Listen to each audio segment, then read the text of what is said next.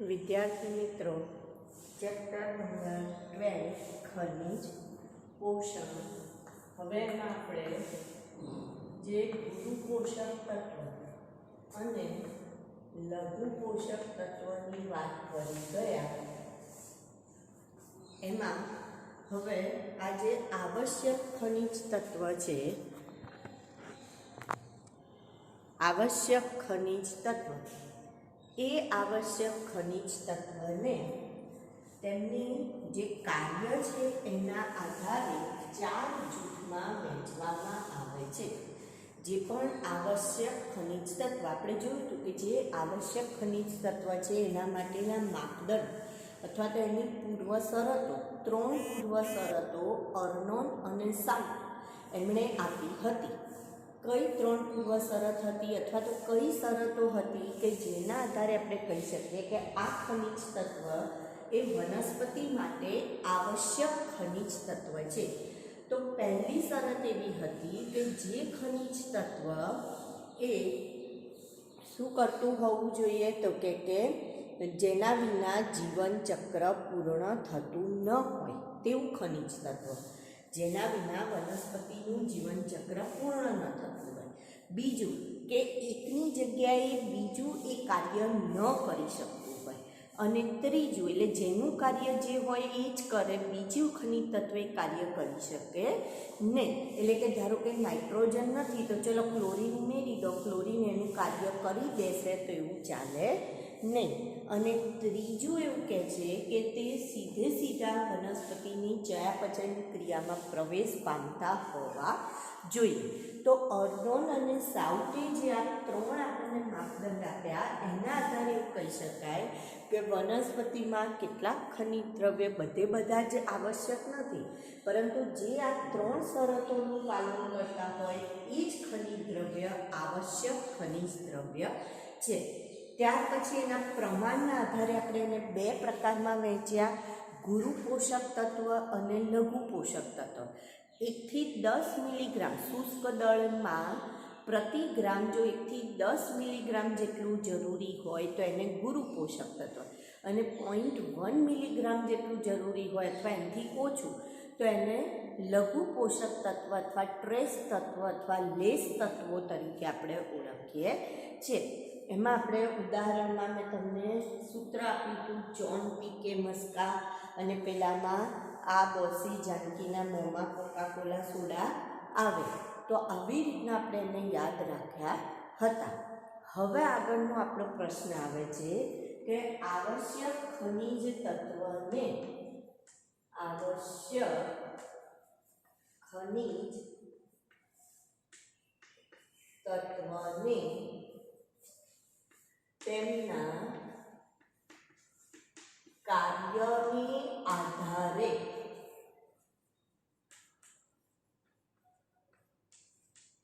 કયા કયા જૂથમાં વહેંચાય છે?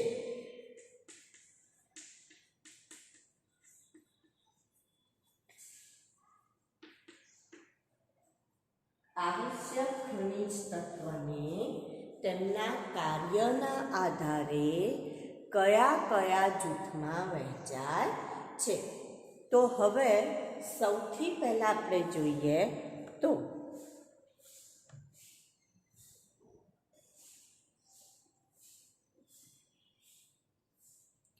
સૌથી પહેલું આપણે જો એનું કાર્યના આધારે વહેંચણી જોઈએ તો એમાં પહેલું આપણને આવશે વહેંચણીમાં કે પહેલું જૂથ જે પડે છે એ જૈવિક અણુના ઘટક તરીકે, જૈવિક અણુના ઘટક તરીકે. તો હવે તો પહેલું જૈવિક અણુ કયા? તો આપણે જે કાર્બોદિત, પ્રોટીન, લિપિડ જોઈ ગયા, ન્યુક્લિક એસિડ, એ બધા શું કહેવાય? જૈવિક અણુ. 9મું ચેપ્ટર આપણે ભણી ગયા. તો એ બધા જૈવિક અણુ છે. તો એના ઘટક તરીકે આપણે જોઈશું કે CHONS આ પ્રોટીનની અંદર આવેલા હોય. જો લિપિડ હોય તો CHO, બરાબર. એવી રીતના ન્યુક્લિક એસિડ હોય તો એમાં નાઇટ્રોજન બેઝ પણ હોય, CHO પણ હોય. તો આવી રીતના જૈવિક અણુના ઘટક તરીકે જુદા જુદા ખનિજ તત્વો જરૂરી છે. બરાબર. તો એ પહેલું જૂથ થયું જેમાં આપણે કોનું ઉદાહરણ લઈશું? તો આપણે ઉદાહરણ તરીકે લઈશું CHON, કાર્બન, હાઇડ્રોજન, ઓક્સિજન અને નાઇટ્રોજન. તો પહેલું જૈવિક અણુના ઘટક તરીકે એ તમને ખ્યાલ જ છે. બરાબર. બીજું આવશે એમાં ઉર્જા સંબંધિત રાસાયણિક સંયોજનોના ઘટક તરીકે. ઉર્જા સંબંધિત રાસાયણિક દ્રવ્યોના ઘટક તરીકે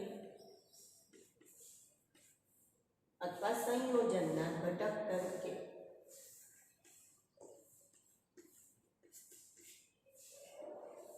ઉર્જા સંબંધિત રાસાયણિક સંયોજનોના ઘટકની વાત કરીએ આપણે. દ્રવ્યો કે સંયોજન. બરાબર. સંયોજન લખીએ. ચલો, તો એમાં જો ઉદાહરણ લઈએ આપણે તો વનસ્પતિમાં પ્રકાશ સંશ્લેષણ માટે ક્લોરોફિલ જરૂરી છે. શું જરૂરી છે? ક્લોરોફિલ. અને ક્લોરોફિલ જે છે એની હાજરીમાં ક્લોરોફિલના બંધારણમાં આપણે જોઈએ તો મેગ્નેશિયમ જરૂરી છે. ક્લોરોફિલના બંધારણમાં શું જરૂરી છે? તો કે મેગ્નેશિયમ. ક્લોરોફિલના બંધારણમાં મેગ્નેશિયમ જરૂરી છે. અને એવી જ રીતના જો ઉર્જા ચલણ એટીપી જોઈએ તો એના બંધારણમાં આપણને ફોસ્ફરસ જરૂરી છે. શું જરૂરી છે? ફોસ્ફરસ. P4. બરાબર. ફોસ્ફરસ જરૂરી છે. તો ઉર્જા સંબંધિત રાસાયણિક સંયોજનોના ઘટક તરીકે આપણે વાત કરીએ તો એમાં શું આવશે? ક્લોરોફિલના બંધારણમાં મેગ્નેશિયમ અને એટીપીના બંધારણમાં ફોસ્ફરસ જરૂરી છે. તો આ બીજું કાર્ય થયું આવશ્યક ખનિજ તત્વનું. હવે ત્રીજું કાર્ય જોઈએ તો ઉત્સેચકોની સક્રિયતા અને અવરોધકતા સાથે સંકળાયેલા છે. ત્રીજું કાર્ય શું આવશે? ઉત્સેચકોની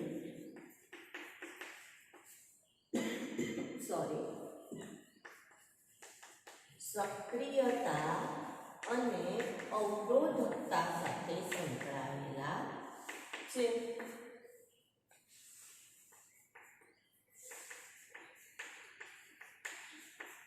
બરાબર.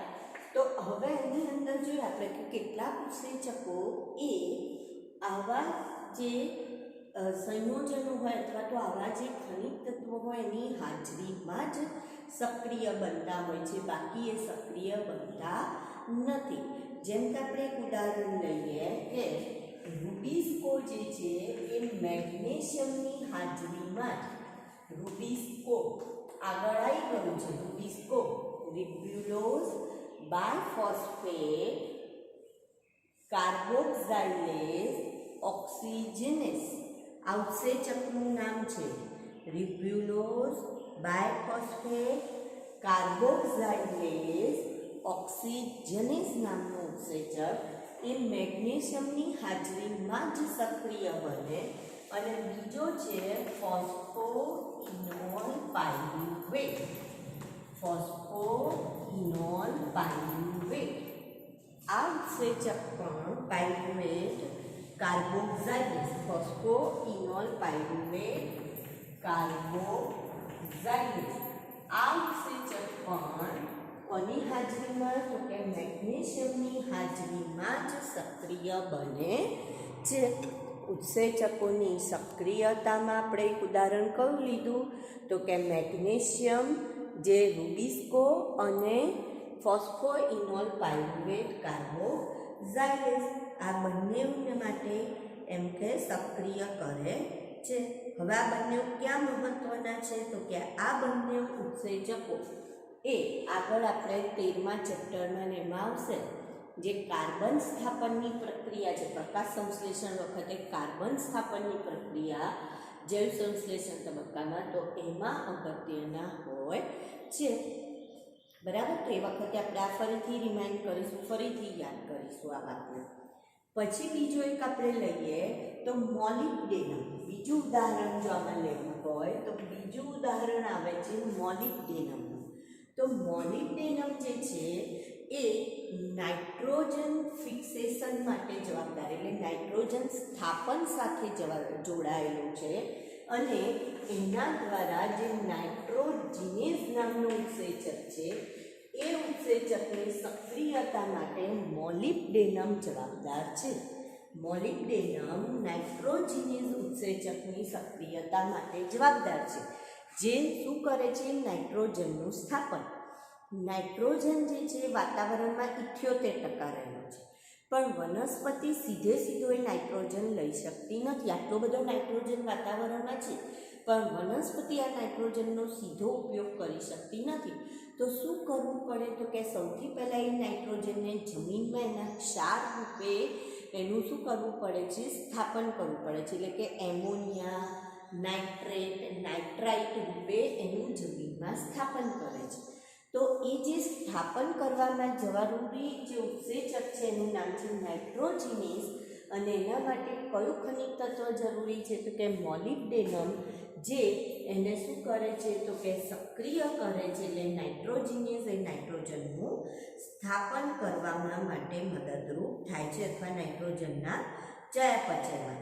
એવી જ રીતના આલ્કોહોલ ડિહાઇડ્રોજિનેઝને ઝિંક જે છે એ સક્રિય કરે છે. આલ્કોહોલ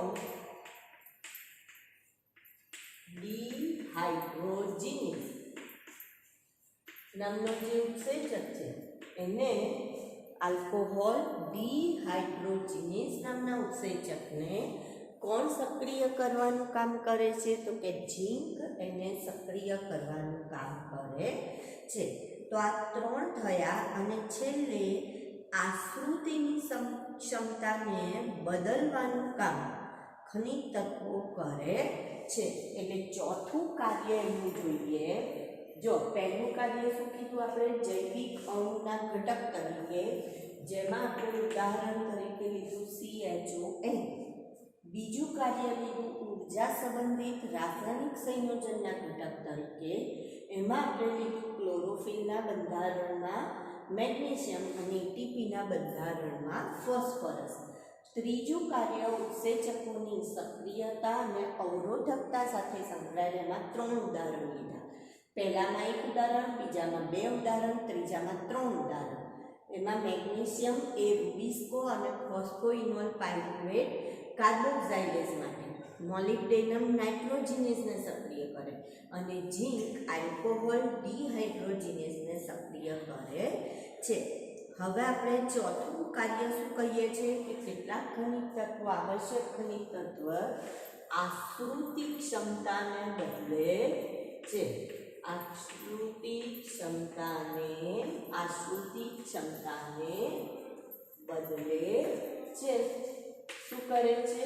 આશ્રુતિ ક્ષમતાને બદલે છે, એટલે કે આશ્રુતિનું જે પ્રમાણ છે એ પ્રમાણ ઉપર અસર કરે છે. આશ્રુતિ ઉપર શું કરે છે?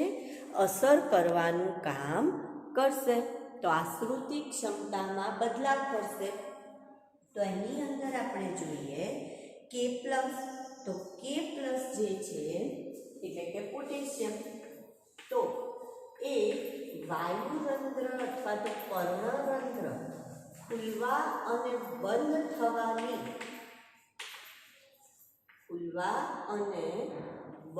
થવાની ક્રિયાનું શું કરે છે તો કે નિયમન કરે છે. ક્રિયાનું નિયમન કરે. K+ નું પ્રમાણ બદલાય એ પ્રમાણે વાયુરંધ્ર ખુલ્લા બંધ થાય, અને જ્યારે એવું થાય ત્યારે અહીંયા આશ્રુતિની પ્રક્રિયામાં શું થાય છે તો કે બદલાવ થાય છે. એટલે તેનું નિયંત્રણ કરવાનું કાર્ય કોનું? તો K+ કરે છે. તો 2 માર્ક્સમાં તમને આવો પ્રશ્ન પૂછાઈ શકે.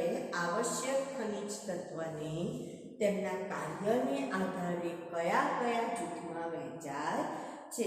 તો આપણે આ 4 જૂથની વાત કરીશું. હવે આ જે ખનિજ તત્વ છે એમને જમીનમાંથી કે હવામાંથી કયા સ્વરૂપે પ્રાપ્ત કરવામાં આવે છે અને એમનું મુખ્ય વનસ્પતિમાં કાર્ય શું અથવા એનું મહત્ત્વ શું એની આપણે એક વાત કરીશું. તેનું કોષ્ટક બનાવીશું હવે આપણે. બરાબર. આ ખનિજ તત્વનું વનસ્પતિમાં કાર્ય શું અથવા તો મહત્ત્વ શું, તો એનું આપણે શું બનાવીશું? કોષ્ટક બનાવીશું. એટલે તમને ખ્યાલ આવે કે એ લોકો શું કાર્ય કરે છે, વનસ્પતિમાં એમનું કાર્ય શું. બરાબર. તો સૌથી પહેલાં આપણે કેટલાક ખનિજ તત્વ છે કે જે વાતાવરણમાંથી પ્રાપ્ત થાય છે, હવામાંથી. તો જ્યારે હવામાંથી પ્રાપ્ત થતા હોય તો એને આપણે કેવા ખનિજ તત્વ કહીશું? બિન ખનિજ તત્વ કહીશું. કેમ બિન ખનિજ તત્વ? તો કે જમીનમાંથી ભૂમિમાંથી પ્રાપ્ત થતા નથી, માટે એમને શું કહેવામાં આવે છે? એમનો મુખ્ય સ્ત્રોત શું છે? તો કે એમનું મુખ્ય સ્ત્રોત વાતાવરણ છે, હવા છે. માટે અથવા તો કંઈક બીજો કંઈક સ્ત્રોત હોય છે, જમીનમાંથી મળે પણ એ બીજા સ્ત્રોતમાંથી બીજા સંયોજનમાંથી પ્રાપ્ત થાય, માટે એમને આપણે બિન ખનિજ તત્વ તરીકે ઓળખીએ છીએ. તો સૌથી પહેલા આપણે એવા બિન ખનિજ તત્વની વાત કરીશું.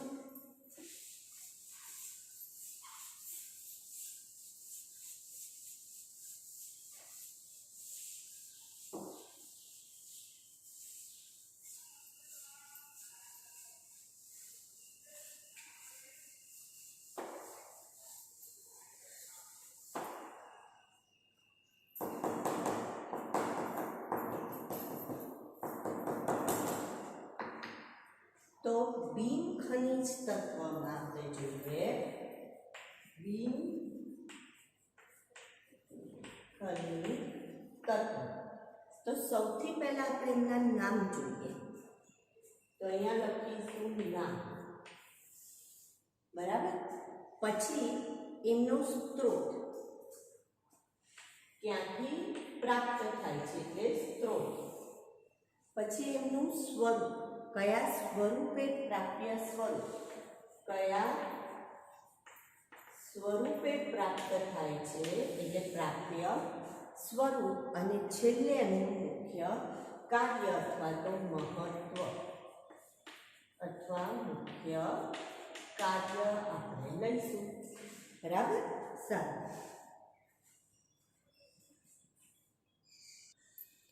તો સૌથી પહેલા આપણે જોઈએ કે કાર્બન. સૌથી પહેલું કયું આવશે? કાર્બન. કાર્બન માટે સંજ્ઞા કઈ આવશે? સી. Carbon C. ક્યાંથી મળે છે? તો કે સ્ત્રોત છે વાતાવરણ. શેમાંથી મળે છે? વાતાવરણ. પ્રાપ્ય સ્વરૂપ જોઈએ તો CO2. કયા સ્વરૂપે મળશે? CO2. હવે મુખ્ય કાર્ય જોઈએ તો કાર્બનિક અણુના બંધારણમાં રહેલો ઘટક. બધા જેટલા પણ કાર્બનિક અણુ હોય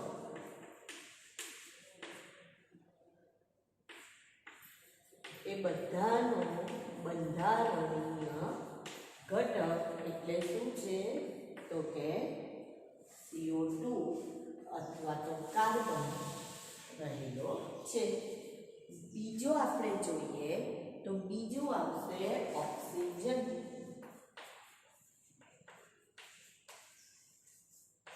જેની સંજ્ઞા શું લઈશું?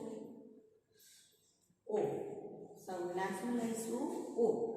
ક્યાંથી મળે છે? તો કે વાતાવરણમાંથી જ મળે છે. 21% જે પ્રમાણ છે એમાંથી જ વનસ્પતિ એનું શું કરે છે? શોષણ કરે છે. સ્વરૂપ કયું આવશે? O2 કાર્બનિક અણુમાં અને ઓક્સિડેશન પ્રક્રિયામાં કાર્બનિક અણુમાં અને ઓક્સિડેશન માં એટલે કે જારક શ્વસનમાં ઉપયોગી છે. બરાબર. આમાં હવે એમાં મહત્વમાં બીજું કંઈ મારે તમને ડિટેલ સમજાવવાનું રહેતું નથી. જારક શ્વસનમાં ઉપયોગી છે, તમને ખ્યાલ છે. બરાબર. સારું. હવે ત્રીજું લઈએ તો હાઇડ્રોજન. હાઇડ્રોજન H સ્ત્રોત છે ભૂમિ, પણ કયા સ્વરૂપે મળશે? તો કે H2O સ્વરૂપે મળે છે. તો રિડક્શન, પ્રકાશ સંશ્લેષણ, રિડક્શનમાં પ્રકાશ સંશ્લેષણમાં જરૂરી છે. હાઇડ્રોજન વિના ચાલે નહીં. એટલે એનામાં એનું મહત્વ શું? તો કે પ્રકાશ સંશ્લેષણમાં. છેલ્લે આવશે હવે નંબર 4 નાઇટ્રોજન. આપણે ખાલી બિન ખનિજ તત્વની હું વાત કરી રહી છું. બરાબર. નાઇટ્રોજનમાં N એનો સ્ત્રોત પણ ભૂમિ. હવે તમે એમ કહેશો કે આ બંને તો ભૂમિમાંથી જ મળે છે, તો પણ એને કેમ બિન ખનિજ તત્વ? તો મેં તમને કહું કે ભલે એ ભૂમિમાંથી મળે છે, પણ હોય છે કે આ વાતાવરણમાંથી એને શું કરવામાં આવે છે? તો કે જમીનમાં પહેલાં એનું સ્થાપન કરવામાં આવે છે અને ત્યાર પછી વનસ્પતિ એ મેળવે છે. માટે એને આપણે કેવા સ્ત્રોત કહીએ છીએ? તો કે બિન ખનિજ તત્વ તરીકે ઓળખીએ છીએ. તો એમાં એમોનિયા એટલે આપણે લઈશું NH4+ એમોનિયા. બરાબર. NH4+. નાઇટ્રાઇટ એટલે NO2- અને નાઇટ્રેટ NO3-. આ સ્વરૂપે જમીનમાં એનું સ્થાપન થાય અને વનસ્પતિ જમીનમાંથી આ સ્વરૂપે એનું શું કરશે? શોષણ કરશે. હવે ક્યાં જોવા મળશે? તો પ્રોટીન, ન્યુક્લિક એસિડ, ઉત્સેચકો, વિટામિન્સ, અંતઃસ્ત્રાવ, ક્લોરોફિલ બધાના બંધારણમાં. પ્રોટીન,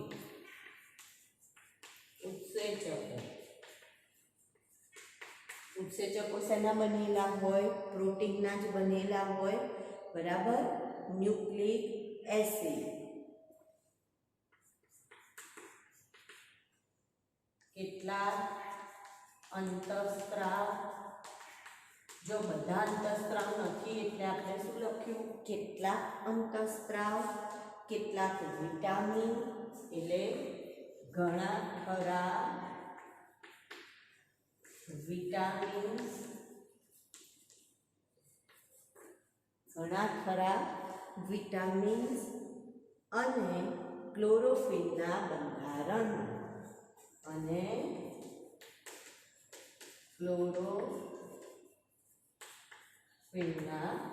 બંધારણ. હવે ખાસ કરીને આ નાઇટ્રોજન વધારે ક્યાં જોવા મળશે? તો કે જે વર્ધમાન પેશી હોય, વર્ધમાન પેશી હોય ત્યાં એની આવશ્યકતા કેવી હોય છે? વધારે હોય છે. વનસ્પતિના કયા ભાગમાં વધારે જરૂર પડે? તો કે વર્ધમાન પેશી નાઇટ્રોજનની જરૂરિયાત વધારે ક્યાં પડશે? વર્ધમાન પેશી વાળા ભાગમાં અને જ્યાં સક્રિય ચયાપચય કરતા હોય એવા કોષોમાં.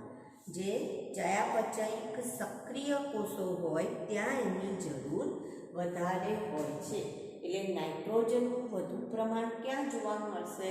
તો ક્યાં જોવા મળશે? આપણને બે જગ્યાએ નાઇટ્રોજનનું વધુ પ્રમાણ જોવા મળે વનસ્પતિમાં. વર્ધમાન પેશીમાં આવશ્યકતા વધુ, નાઇટ્રોજનની આવશ્યકતા વધુ ક્યાં? નાઇટ્રોજનની આવશ્યકતા વર્ધમાન પેશી અને ચયાપચયિક સક્રિય કોષો કે જે કોષોમાં ચયાપચયની ક્રિયા વધુ થતી હોય ત્યાં નાઇટ્રોજનની આવશ્યકતા કેવી હોય છે? તો કે ત્યાં નાઇટ્રોજનની આવશ્યકતા વધુ હોય છે. તો આપણે કયા ખનિજ તત્વની વાત કરી? બિન ખનિજ તત્વની આપણે વાત કરી. કયા કયા બિન ખનિજ તત્વ છે? તો આપણે જોયા બિન ખનિજ તત્વ. કયા બિન ખનિજ તત્વની વાત કરી રહ્યા છીએ આપણે? તો આપણે વાત કરી સૌથી પહેલાં વાત કરી કાર્બન. તો કાર્બન આપણને ક્યાંથી મળે છે? સ્ત્રોત કયો? તો કે વાતાવરણ. પ્રાપ્ય સ્વરૂપ CO2 અને એનું કાર્ય. એવી રીતના હવે આપણે જે ગુરુ પોષક તત્વ છે એની વાત કરવાની છે. કોની વાત કરીશું? હવે જે બિન ખનિજ તત્વની વાત કરી એવી રીતના આપણે ગુરુ પોષક તત્વ, એટલે હવે બાકીના જે ગુરુ પોષક તત્વ રહ્યા, ચોન પતી ગયું, પીકે મસ્કા બાકી રહ્યું. તો હવે આપણે એની વાત કરીશું અને એમના કાર્યની વાત કરીશું. તેમનું કાર્ય શું આવે, મહત્વ શું આવે, આ તમારે MCQ માટે તૈયાર કરવાનું રહે, એટલે કે હેતુલક્ષી માટે આ પ્રશ્ન તૈયાર કરવાનો રહે. મોટા પ્રશ્ન તરીકે આવો પ્રશ્ન ના પૂછાય, પરંતુ અને જો પૂછાય તો કઈ રીતના પ્રશ્ન પૂછાય કે કોઈ પણ 4 અથવા તો કોઈ પણ 2 ગુરુ પોષક અને કોઈ પણ 2 લઘુ પોષક તત્વોનું સ્વરૂપ અને તેનું મુખ્ય કાર્ય જણાવો, અથવા તો તેનું વનસ્પતિમાં મહત્વ જણાવો. એવી રીતના પ્રશ્ન પૂછાય. બરાબર? અથવા તો કઈ રીતના પૂછાય? તો હેતુલક્ષીમાં તમને એના મહત્વના સ્વરૂપે પૂછવામાં આવે કે ભાઈ આપેલ મહત્વ ખાલી જગ્યાનું છે, અથવા તો ખાલી જગ્યા ઘટકનું છે અને 4 નીચે ઓપ્શન આપેલા હોય, અથવા તો એવું કહેવામાં આવે કે નાઇટ્રોજનનું મહત્વ નીચેનામાંથી કયું છે, અથવા તો ખાલી પ્રશ્ન પૂછાય, અથવા જોડકા સ્વરૂપે પૂછાય. તો એવી રીતના પણ પ્રશ્ન પૂછાઈ શકે છે. હવે આપણે લઈશું, કયા લઈશું? ગુરુ પોષક તત્વ જે બાકી રહ્યા, તો એમાંથી પહેલું આપણે લઈશું ફોસ્ફરસ. કયું લઈએ છીએ? ફોસ્ફરસ. તો જો ફોસ્ફરસની વાત કરીએ તો એની સંજ્ઞા કઈ આવશે? પી આવશે. હવે આ જે બધા છે આપણને પ્યોરલી શેમાંથી પ્રાપ્ત થાય છે સ્ત્રોત? તો કે પ્યોરલી આપણને જમીનમાંથી જ પ્રાપ્ત થાય છે. શેમાંથી પ્રાપ્ત થાય છે? જમીનમાંથી.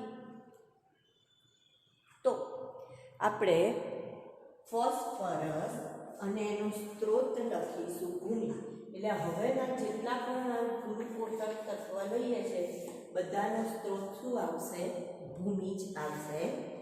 પ્રાપ્ય સ્વરૂપ H2PO4- સ્વરૂપે પ્રાપ્ત થાય છે. કયા સ્વરૂપે પ્રાપ્ત થાય છે? H2PO4-. હવે જો ફોસ્ફરસ લઈએ તો ન્યુક્લિક એસિડ, પછી હમણાં જ આગળ આપણે જ્યારે આવશ્યક ખનિજ તત્વના કાર્યના આધારે જોયું તો એમાં આપણે એક લખ્યું હતું ફોસ્ફરસ કોના બંધારણમાં? તો એટીપી. બરાબર? એટીપીના બંધારણમાં અને ફોસ્ફોલિપિડમાં જરૂરી છે. શેમાં? ફોસ્ફોલિપિડ. તો ફોસ્ફોલિપિડ ક્યાં આવે? કોષરસ પટલ. ક્યાં આવશે? કોષરસ પટલ. એમાં ફોસ્ફોલિપિડ હોય તો એના બંધારણમાં જરૂરી છે ફોસ્ફરસ. બરાબર? ફોસ્ફોલિપિડમાં જરૂરી છે.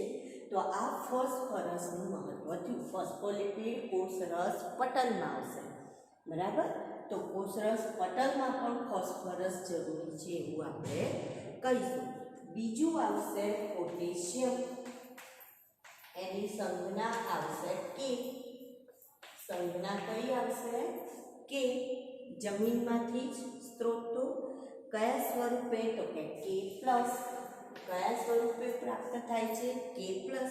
આની વાત પણ આપણે કરી ગયા હતા. વાયુરંધ્ર ખુલવા બંધ થવાની ક્રિયા સાથે સંકળાયેલું છે. વાયુરંધ્ર ખુલવા બંધ થવાની ક્રિયાનું નિયમન કરશે. બરાબર. બીજું, આસુનતા જાળવવાનું કામ કરશે કોષોમાં.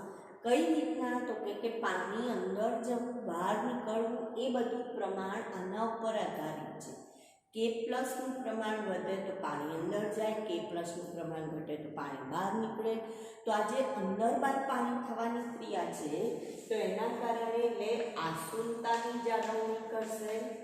આસુનતાની જાળવણી. અને જે પાણી અંદર બહાર થાય છે તો એનો મતલબ પાણીનું પ્રમાણ જાળવી રાખે છે. તો એને શું કહેવાય? જલ સંતુલન. પાણીનું પ્રમાણ સાચવવું એને શું કહેવાય? જલ સંતુલન. અને જલ સંતુલન સાચવે તો જોડે જોડે આયનિક સંતુલન પણ સાચવે. જલ સંતુલન, આયન સંતુલન સાચવવું, એનું સંતુલન કરવાનું, આયનનું પ્રમાણ જાળવી રાખવાનું કામ કરે છે. બરાબર. અને કેટલાક ઉત્સેચકો છે એની સક્રિયતા માટે પણ જરૂરી છે. એટલે ઉત્સેચકની